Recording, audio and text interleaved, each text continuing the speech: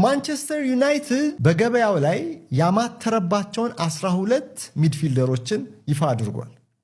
ቴሌግራፍ ነው ይፋ ያደረገው። አንድ በአንድ እንመለከታቸዋለን። በዩናይትድ የዝውውር መነጽር ውስጥ እየታዩ ያሉ አማካዮች ማለት ነው እና አንዳንዶቹን ከዚህ በፊትም ሰምተናል እነማን እንደሆኑ። አንደኛ ኤሊየት አንደርሰን እድሜ 23 የኖቲንግሃም ፎሬስት ተጫዋች ነው። ሁለተኛ ኦሬሊዮን ቹዋሜኒ እድሜ 26 የሚተመነው ዋጋ ሪያል ማድሪድ ይሸጠዋል ተብሎ የሚታሰበው 70 ሚሊዮን ፓውንድ ፈረንሳዊ። ሶስተኛው ካርሎስ ባሌባ ነው። ዩናይትድ አማካይ ተጫዋች ሊገዛ ነው በተባለ ቁጥር ይህ ካሜሩናዊ ስሙ ይጠቀሳል። እድሜው 22 ነው።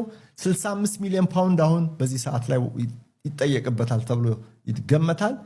አራተኛው ደግሞ ማቲያስ ፈርናንዴዝ እድሜ 21 ዋጋው ከ50 እስከ 60 ሚሊዮን ፓውንድ።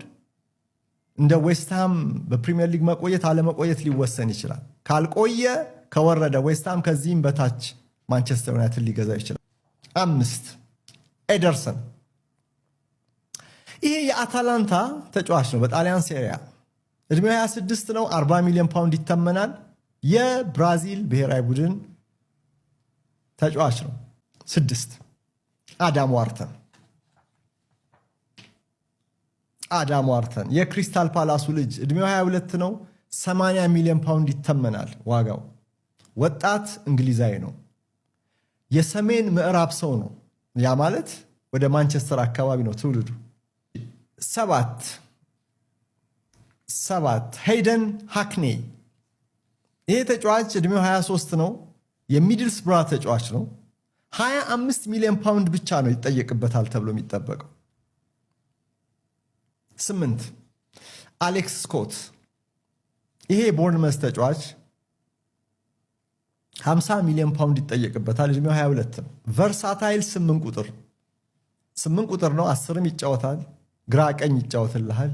አሌክስ ስኮት በዩናይትድ የሚፈለግ ተጫዋች ሆናል። ይሄ ብቻ አይደለም ግን በቦርንመዝ ታይለር አዳምስም ሌላ ተፈላጊ ነው። ተመልከቱ። ይሄ ተጫዋች ታውቁታላችሁ። የእንግሊዝ ፕሪሚየር ሊግን በደንብ በጥሞና ለምትከታተሉ ያለው ወርክ ሬት ታታሪነቱ ልዩ ነው።